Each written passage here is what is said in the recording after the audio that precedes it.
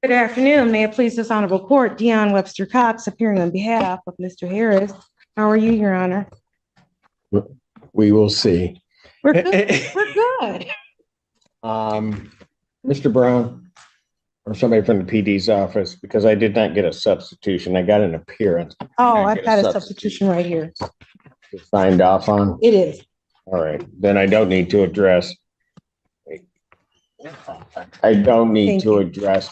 The public defender's motion to withdraw. I'll consider that withdrawn given the substitution. I do have an appearance and I will sign off on the substitution. Thank you. Thank you. All right. What are we doing today? So, Your Honor, there's several options that my client. Well, and I want you to know, counsel, that because of certain things, the court has a number of things I have to say. Okay. Because I think the record, given particularly some of Mr. Harris's comments with reference to this court potentially acting, what at least as I'm to understand is on what some may be.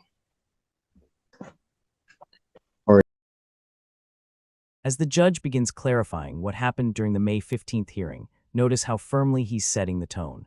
This isn't casual conversation. This is the court reestablishing factual ground after the defendant accused both the police department and the judge of acting on defective information. Judges rarely do this level of public record correction unless something big has been distorted. And here, the judge is basically saying, you claimed the court acted incorrectly, so now I'm laying out exactly why you're wrong. It's a dramatic moment because it signals that the misinformation spread outside the courtroom forced the court to verify every step, line by line. For viewers, do you think defendants should be held accountable when their public statements misrepresent legal proceedings?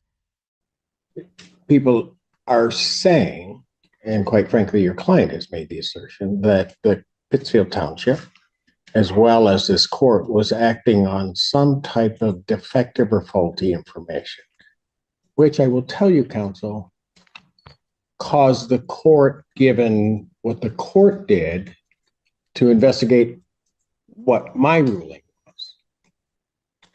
And I will tell you that that assertion is absolutely correct with reference to any faulty information that either came through to the Pittsfield Township Department of Public Safety or to this court ultimately at the May 15th hearing.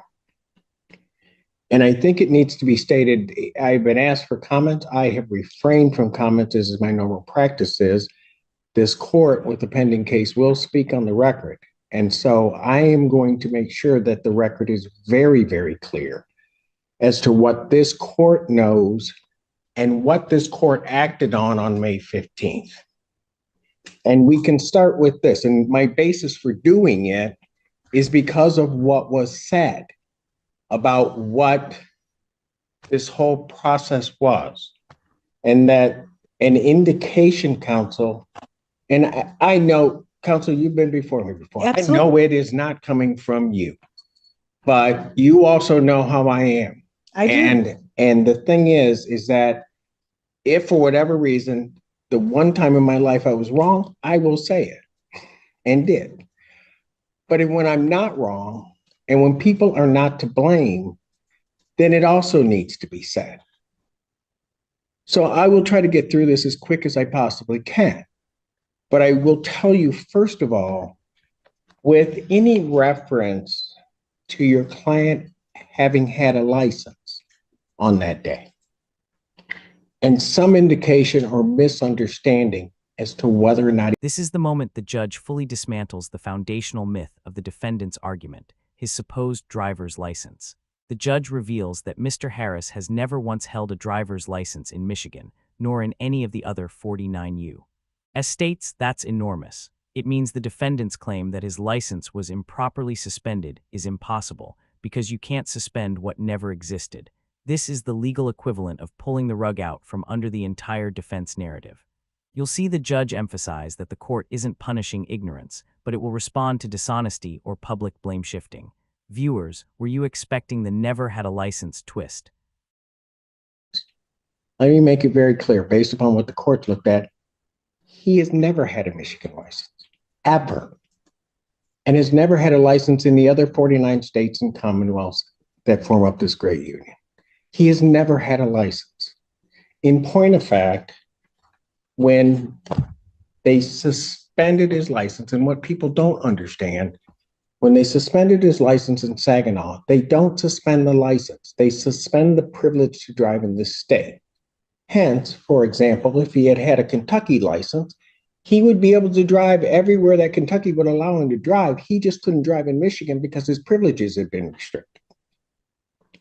I know you know that, but that wasn't at all said. But it doesn't matter because he didn't have a license ever. There is also then, and I will, when it is necessary, come to the defense of my sister courts, and I will come to the defense of Saginaw. They got a great chief judge. Chief judge answered the question. But I will tell you, that court and its friend of the court did nothing wrong.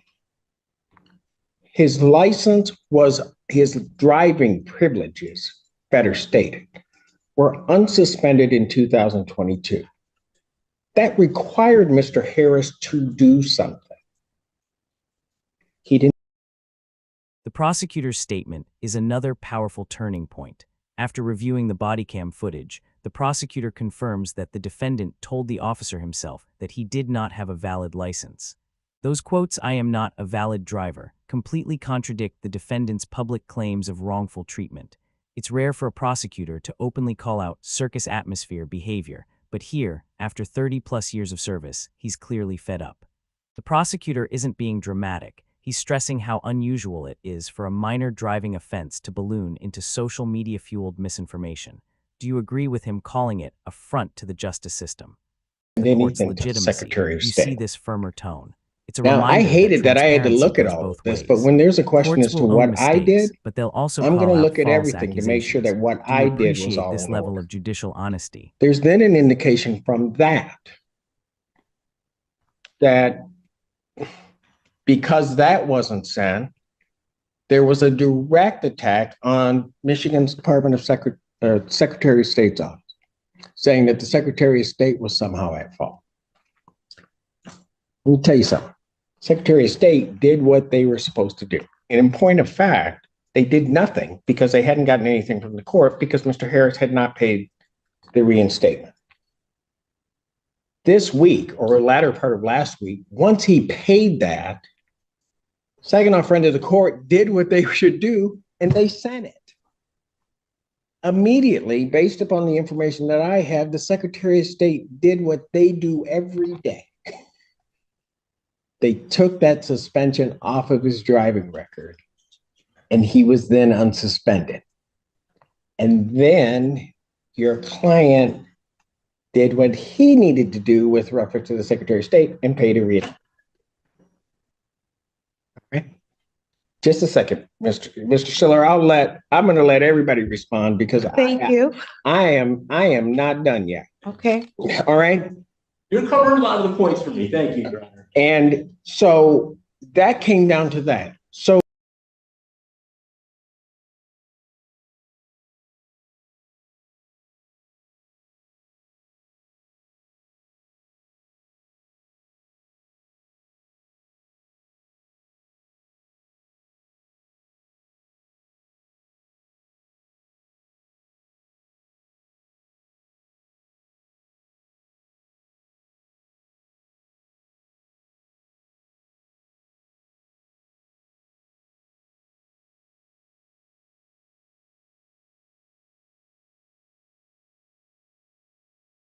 information at the time that I had, that Pittsfield Department of Public Safety had, was all correct at the time of both Pittsfield stop as well as the May 15th day.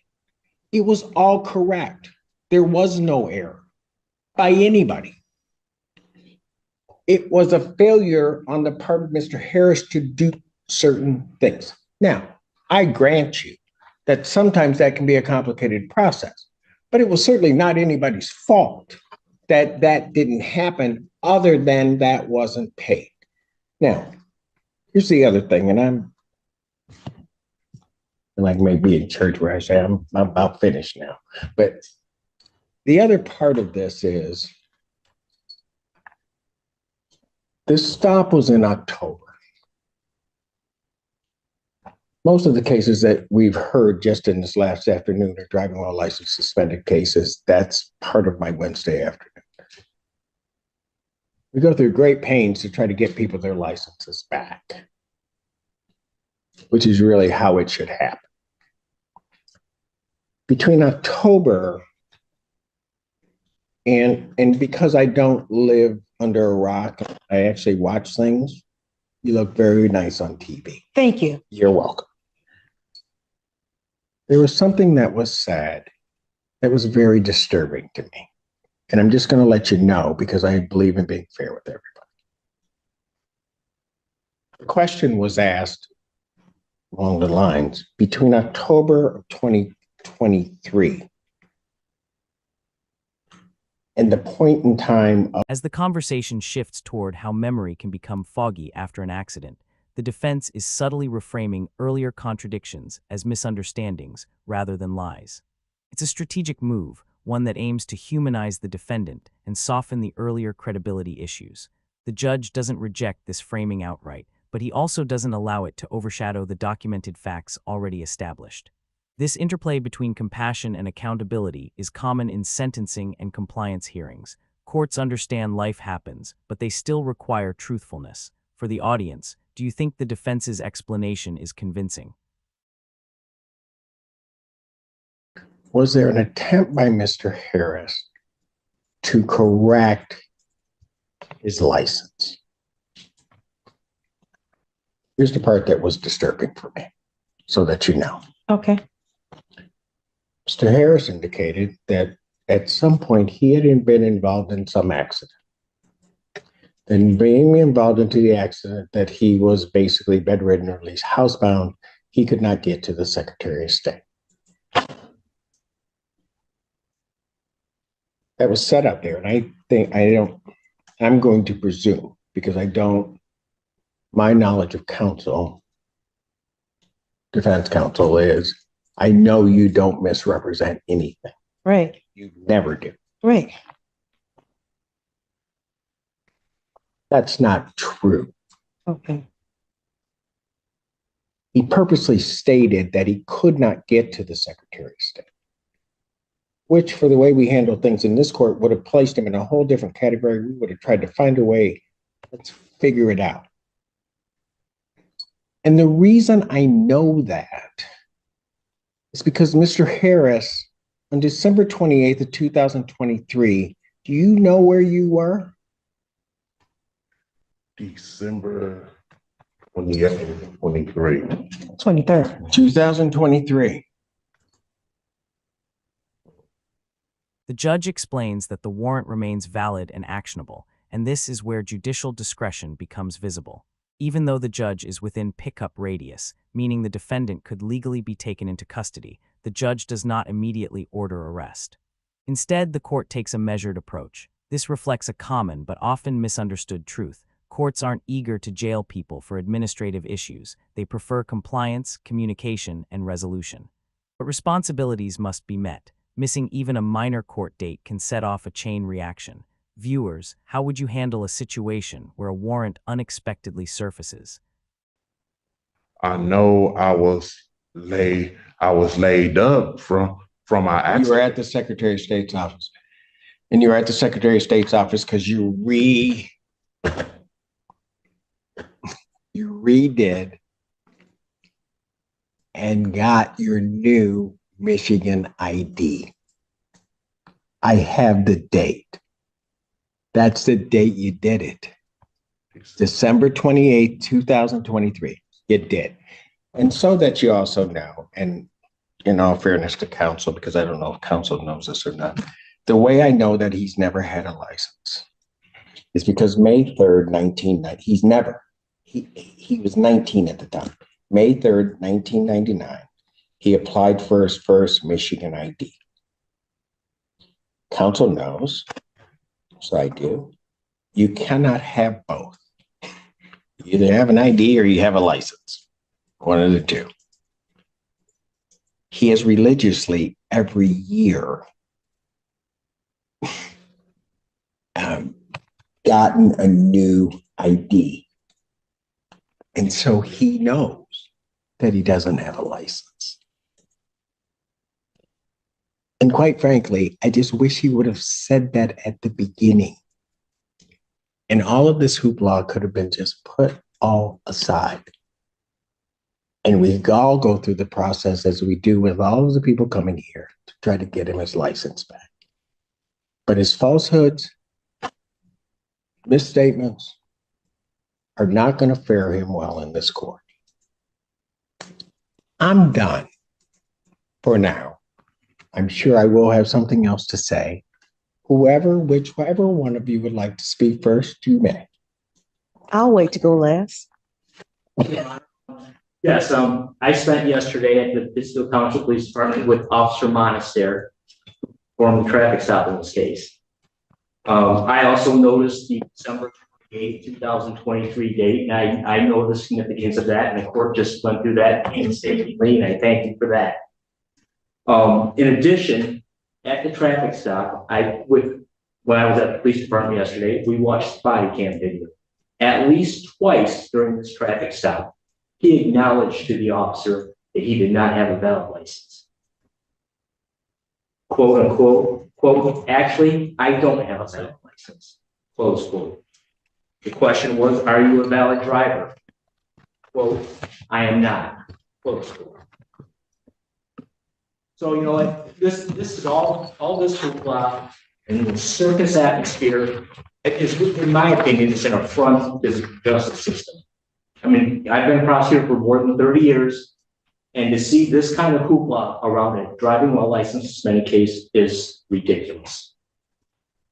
And it wasn't caused by this court. It wasn't caused by the Pittsfield Township Police Department. It was caused by the extra judicial statements made outside this courtroom.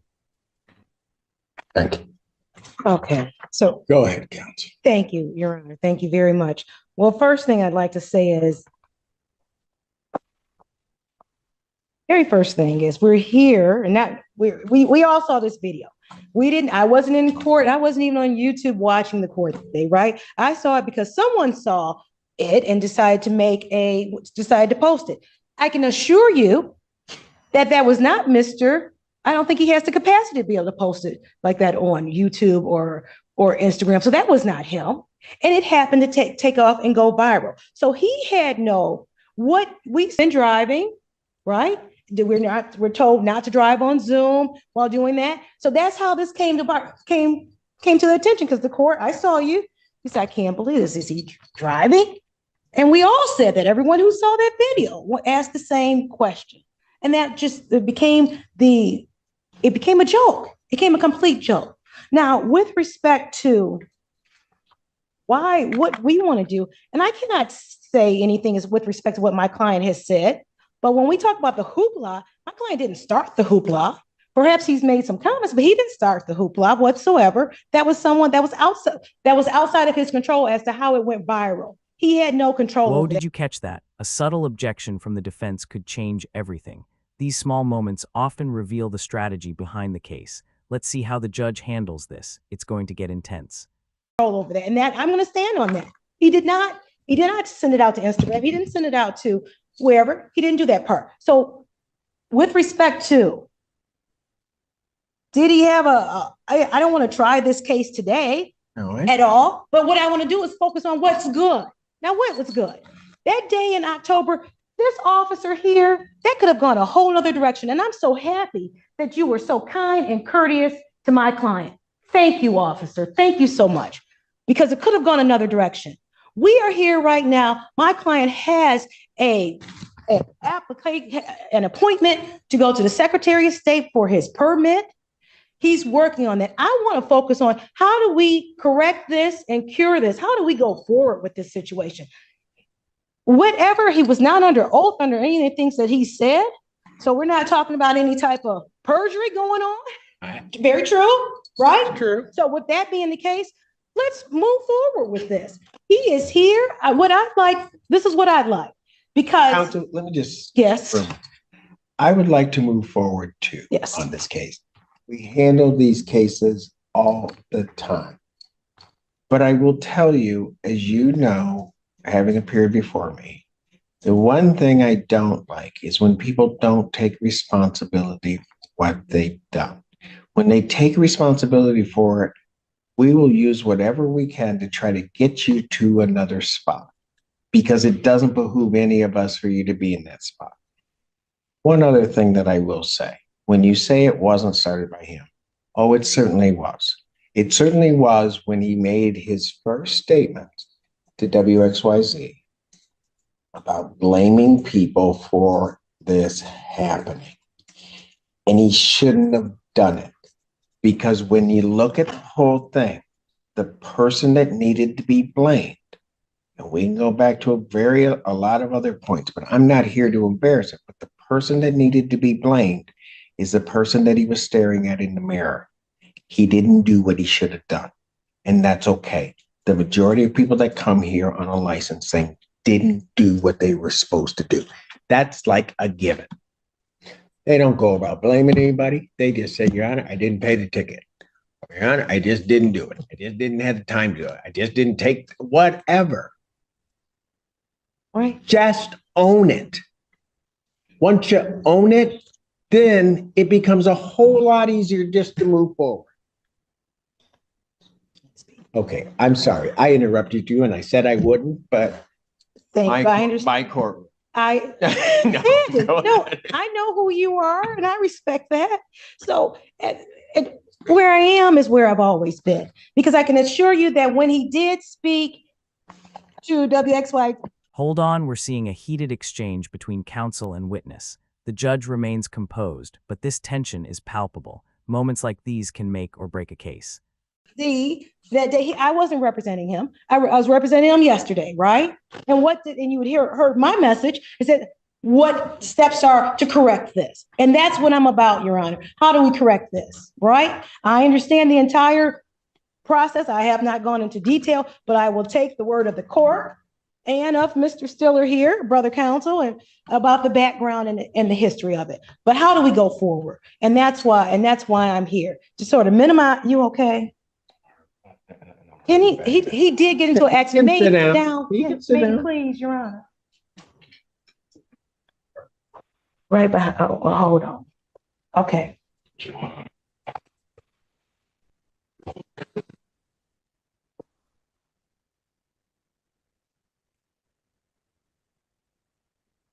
And now that's real. That's a real injury. I have no comment. Okay. So what we're looking for, because there are some options here. My client has indicated to me and would like me to indicate to the court that he is in the process of procuring his license. Hopefully that privilege will be available to him, but he does have, as you stated earlier, and I have the receipts. He did pay the reinstatement fee. Those fees are paid. Anything that was out in the previous court, those fees have been paid, and I've been presented with those receipts. In addition, on tomorrow, he's got his permit test coming up, and then after that, because he's an adult, he's working on it so that he can take advantage of the offers that are available, because as you say, this court does want to help. Absolutely. And with that, because my client was in an accident, and I haven't seen the medical records, but because of some of the things it could be, I don't know. But sometimes our memories get a little foggy. Now, am I going back to 1999? No, I'm not. But I'm just saying that I'm saying from this day forward, he is working diligently to take the steps necessary to get his driver's license so he can take advantage of the generous offer. Now the evidence is being introduced, and it's huge. Look at the expressions on the jurors' faces. This piece of evidence could tilt the scales, and you can feel the suspense building. Thank you. Yes, ma'am. Yes. Yes, I Mr. hate to say this, Your Honor, one additional thing. I think Fletcher Cox and I need to approach the bench. It may involve Mr. Allen. Who's Mr. I Allen? know. because I know what it is. Okay, okay, thank you. Well, who's Mr. Allen? That's my bailiff. Oh, I will give out whatever date I can. okay. Counsel, you probably didn't know this, and I wasn't sure where the prosecutor was going to bring. He's got a warrant. No, I did not know. Yes, he has a warrant for his arrest. A bench warrant out of Ellen Park. Ellen. 24th District Court. Okay. The shocking thing about it, for a driving while license suspended, that he didn't take care of. Okay. Well, like I said, So- he wants to handle. So He's what it dedicated. is that, and it's a valid warrant. I happen to be within their radius of pickup. Now, having said that, I don't know if they will pick him up. Okay. I will say that what should have happened, I'm not going to go through and try to figure out whether it did happen. But when he was arrested, when he turned himself in on my revocation of bond, upon being released, he should have been apprised, warned, and released to go take care of it. I don't know whether he was. I really don't care whether he was or not. All I know is that was back at mid-May, and it hasn't been taken care of. And it's still valid. I was hoping maybe that somebody was going to try and take care of it, because I'm sure if you had known, they would have been done. So much so that part of my delay in getting out of here was to make sure that it was valid. I had my staff run him right before I came out, so that if it hadn't gotten taken care of and in, then fine, we were okay and I didn't need to deal with it. Right. But it's still there. Okay. So will July 17th work as a new date for you? Come back, because as I understand it, he is right now not licensed. So if he goes in on Thursday, gets his permit, he's got to drive for at least 30 days. Apparently he knows how to do that part. Sorry, that was Adam. I'm sorry, I didn't need to say that, but he knows how to do that part, but then he's got to go back, take the test, Right. and then he can do that. He may be able to accomplish it in that time, that 45-day period. If not, I mean, counsel, I just want him to have a license. We all want the same thing. One moment. So the 17th, it may not be me, it'll be another attorney from my office who can. Well, I don't I'm want in that. trial. I don't want that. You want me? Yeah, Okay. I know. You'll never hear me say that. But I don't want to go through this whole, you understand it. Right. No, I get it. So I started trial on the 15th and What's my date after the 17th? August 7th. What about August 7th? We can just put it out and then he can. The judge asks a sharp question that cuts right to the heart of the matter. This is where we see real courtroom expertise, precision, and control under pressure. Incredible. Do what he's going to do or not do what he's going to do, but he should be able to. August 7th at 1 o'clock, or would it be at 9 a.m.? I will set it at 9. We will send it in right now that we have your appearance. So you'll get a direct invite from us as to what time block he's. Okay. And then I just need one moment to talk to my client. You want to Yes. tell me something?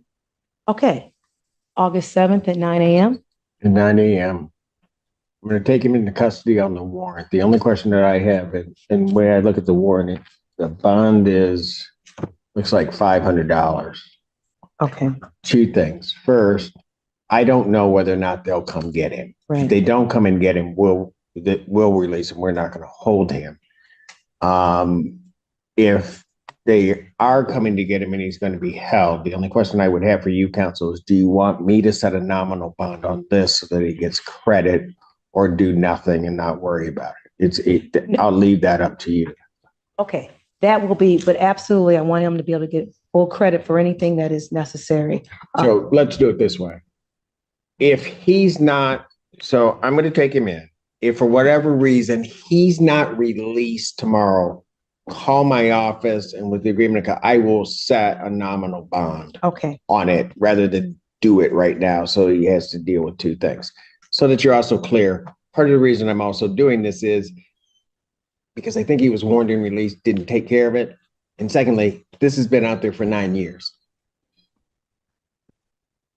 Well, I did not know about it, Your Honor. Okay.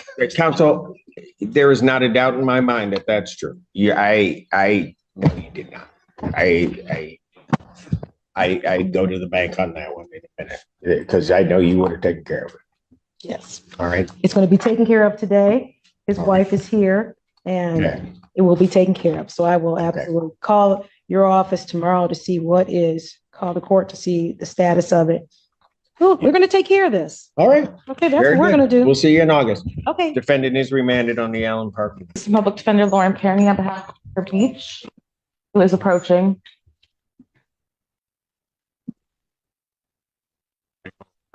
Where? State your name, please.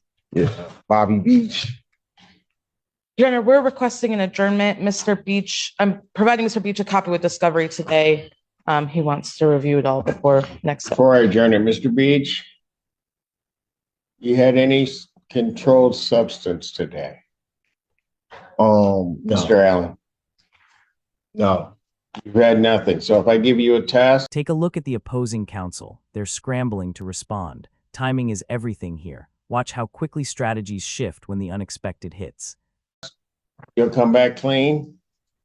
Well, this card right here tells me at your community corrections that I can smoke marijuana and I paid money for it. State of Michigan. Say right here, regulatory cannabis. I pay money, taxes. I should be able to medicate. I just had lower back surgery 2 years ago, St. Joe Hospital. They said either use prescription drugs or use what the state of Michigan provides you, the taxpayers. Mm-hmm. Okay. Would that be the only thing that would show up in your system? That's it, Your Honor. I know.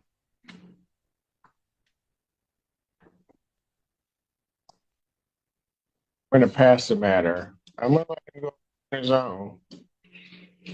Take a test, come back, and then I'll decide what I'm gonna do. Despite your ability to use marijuana on that card, you can't be under the influence when you come into court. You understand that? Yeah, I'm not. No, I just woke up. I'm not. No. Oh, you just woke up? Yeah, That's why you sure. didn't know where to go in the courtroom? Yeah, I just had a Yeah, daughter. okay. No, I got you. I've been babysitting her Okay, this yeah. morning. I just Okay, woke up. I'm hearing you. I'm gonna trust you to go over on your own. Let's see what the test is. I'm not smoking coming on court, Your Honor. Really? Yeah. I'm not. Okay, all right. I'm very Okay. coherent. Okay, I'm all right. pretty- Then you probably ought to stop talking and go take your test. Okay. All right? Yeah, that way. You better, yeah, get an order over to him. Just on one time. Mr. Fisher, tell Miss Perrin he better point the way because he's gonna get lost. Can I address the court, Your Honor? I'd advise against it. I've advised him to speak to me. The cross-examination begins, and it's intense. Each question feels like a chess move, carefully designed to expose the truth. This is legal strategy at its finest. First,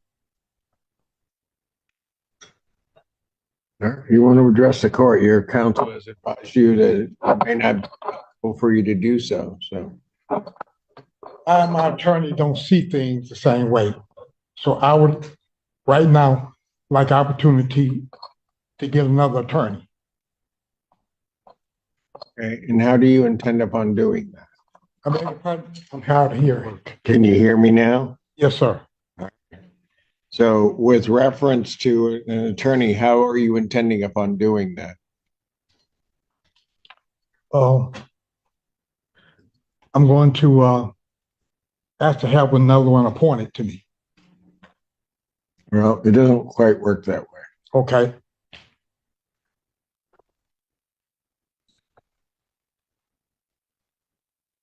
and this is news to me. I did see Mr. Edwards yesterday, and there seemed to be no issue. So you've actually talked to Mr. Brown. In this whole procedure, I may have talked to Mr. Brown, maybe about an hour, 15 minutes here, 15 minutes there, 5 minutes here and 5 minutes there. Okay.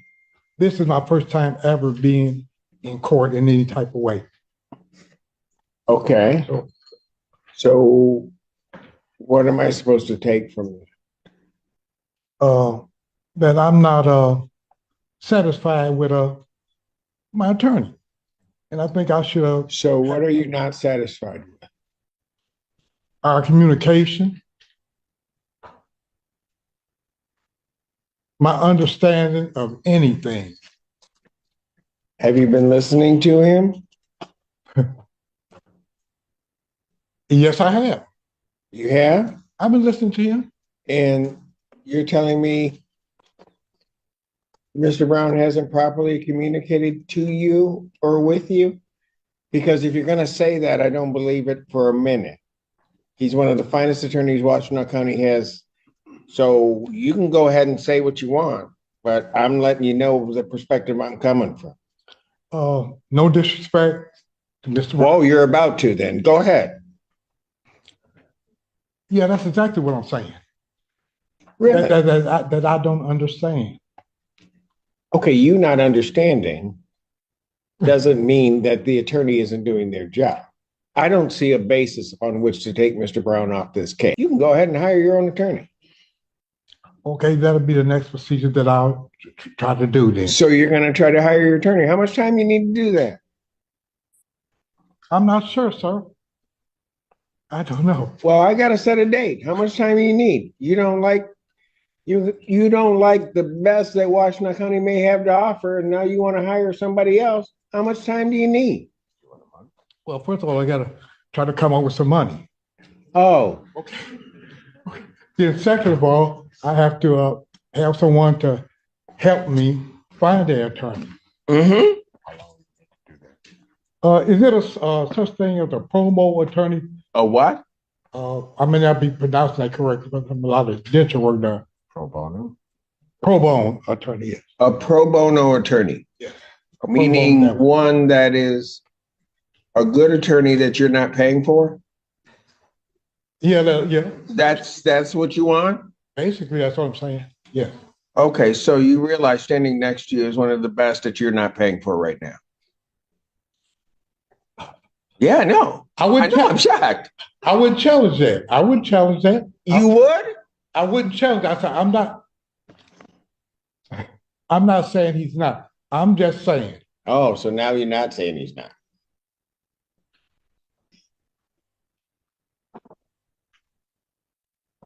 I've said what I've said. Mm-hmm. And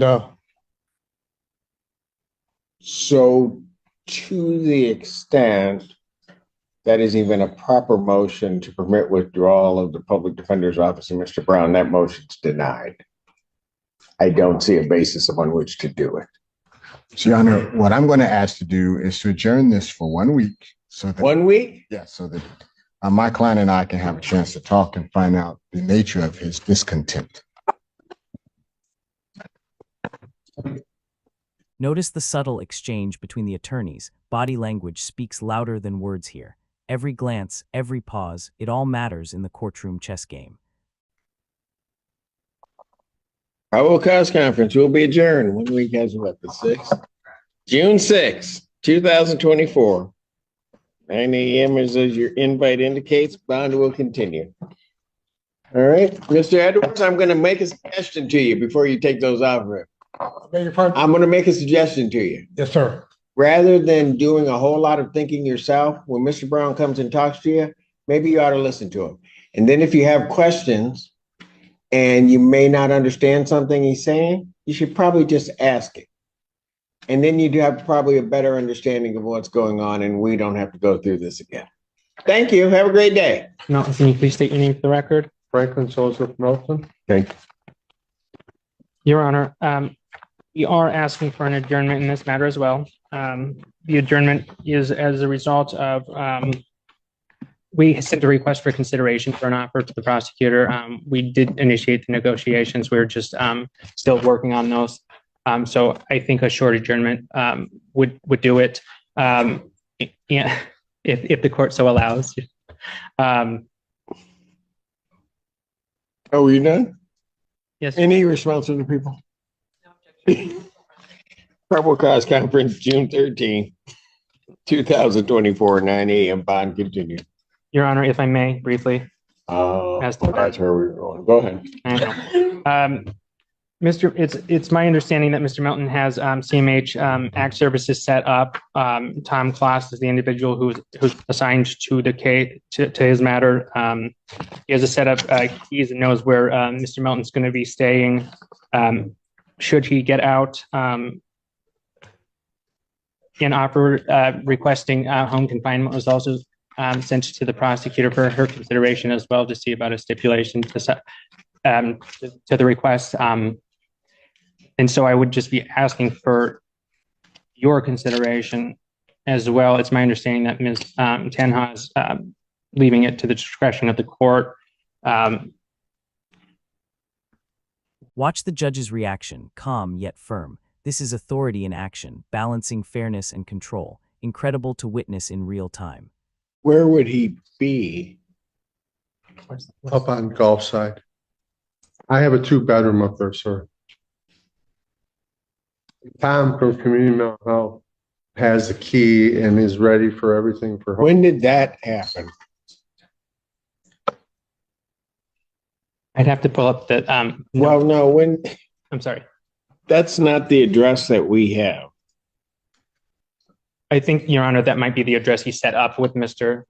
Kloss. I don't know what address that he may have given for arraignment purposes. And I'm certain that that was likely different. Is that correct? Yeah. Okay. Yeah, that was a different one. The person's unable to do anything. But Tom Klaus has the key and has everything ready for home confinement.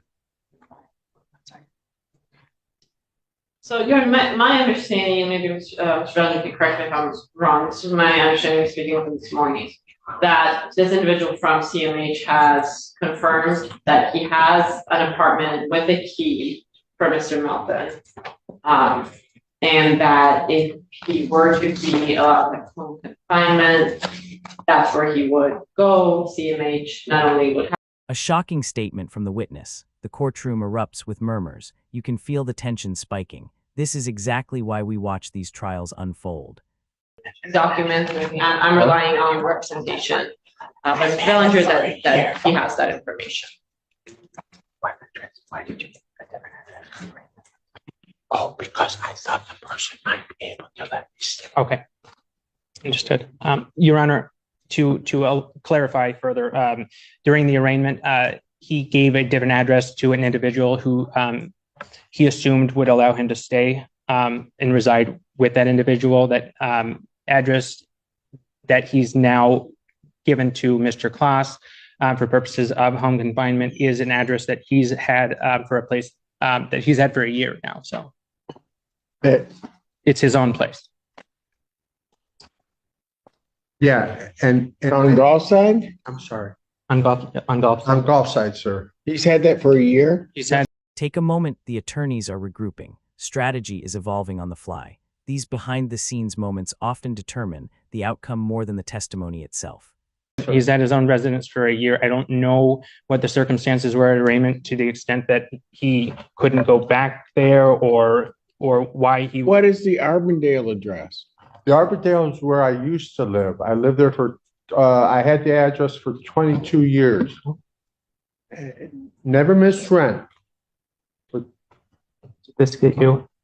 Did being in custody get you evicted from that location? No, no. We were already to Gulf side. Okay. We were already getting out of there. Who is we? Tom Klaus was and we were moving out of there. So was Tom helping you do that through CMH? Through CMH, Okay. yeah.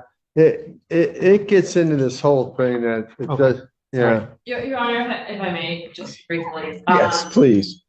So what we would want for Mr. Melton is to receive CMH service. Yes. Correct. If he's able to do so in a way that keeps the community safe and keeps him out of trouble, we are all for that. We understand that we always want to strive for the least restrictive means. We can do that. If there is a CMH person who has indicated to Mr. Bellinger that he has a key and everything is set up for home confinement, we will leave it to the court's discretion. What I failed to ask Mr. Bellinger, and I apologize, is whether he's had direct contact with the CMH person, or this is all relying on Mr. Melton's explanation, because there obviously have been some issues with that in the past. So if we can kind of clarify on the record that Mr. Bellinger has been in direct contact with Mr. Klaus with CMH and has received information from him that Mr. Klaus has a key to an apartment that is ready, that would be appropriate for home confinement. We will look at the court's discretion. Your Honor, it's my understanding that Ms. Baltima from our, the social worker from our office has had and been working with him and has had that direct contact. I have not personally had the direct contact, however, someone from my office has. Okay, so here's what I'm going to suggest. I'm going to, at this time, deny your request. Okay. However, I'd suggest that you work with the prosecutor's office, get that information to them. You've heard their position. And I think that's an appropriate position, that if there's some place that's safe that is appropriate for home confinement, that's fine. But right now, I don't have anything concrete that says he has an apartment. And there we have it. The judge prepares to give final instructions to the jury. You can feel the weight of justice in the room. What will the outcome be? This is courtroom drama at its absolute peak.